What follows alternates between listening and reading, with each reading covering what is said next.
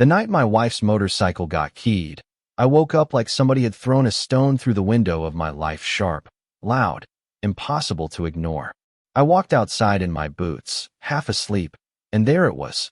Lena's name gouged along the tank, the paint flaking where metal had screamed across it, and an empty, arrogant grin left on a neighbor's porch swing like a signature. For 3 years that bike was the last tangible piece of her I could still touch, and when someone tried to erase her off that metal, something in me stopped being polite. People tell you grief does things to you, makes you quieter, makes you lighter, but grief also makes you stubborn. I'm Ethan Mercer, 57, retired inspector, a man who measures things by the paperwork, deeds, receipts, timestamps, and for a long time I thought paperwork was the opposite of drama. Turns out paperwork wins arguments you can't punch your way out of. That's the lesson Willow Ridge taught me. Willow Ridge looks like every community brochure: neat mailboxes, manicured hedges, a welcome sign that smells faintly of varnish.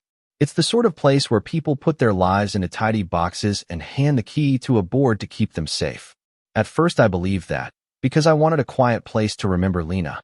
Then Marla Keene got herself elected board president, and we all learned how fast neat could turn into control.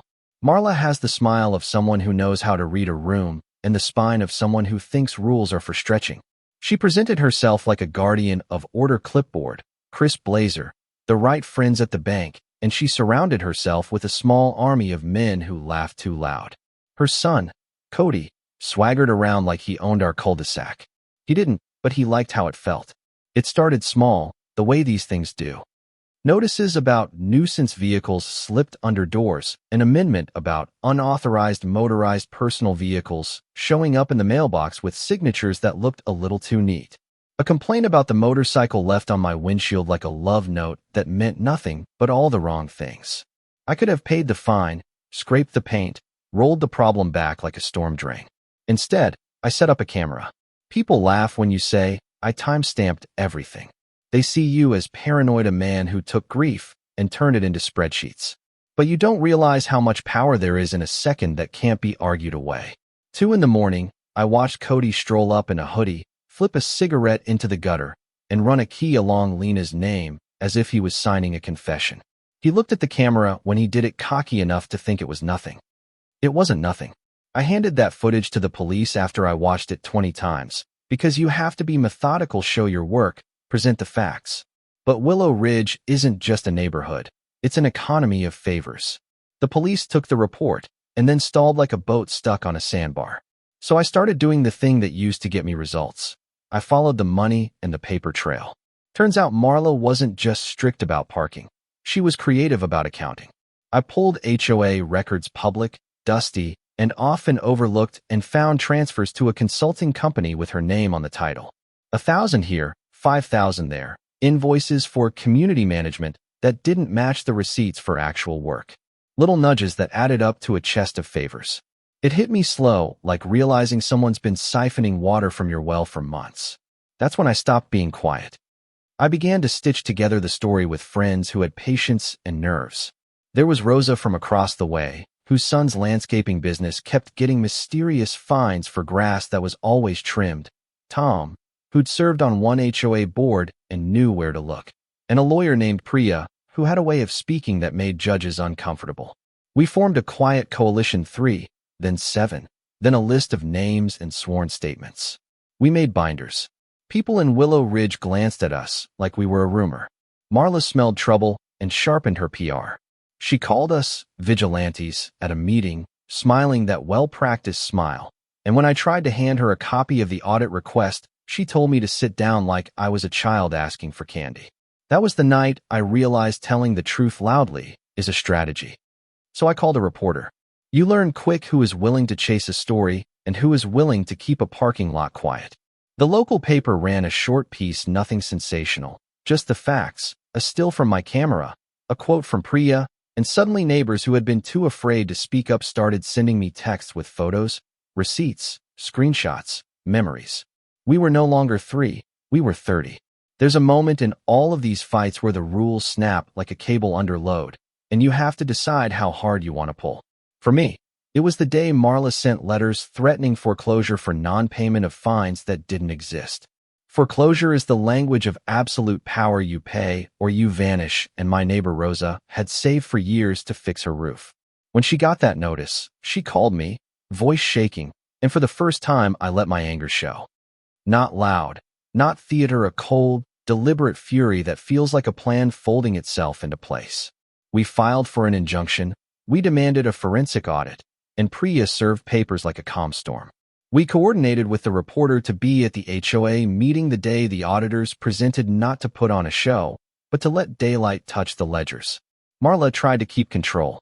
She read from her binder, used the gavel like it was a talisman. That's when we handed out our binders 3 inches thick with evidence, bank transfers, receipts for non-existent services, affidavits from residents who'd been fined for things they'd never done. There's a sound when a room shifts, not a shout, not a scream, but a collective intake of air. You could see it on Marla's face. She had always relied on the architecture of fear.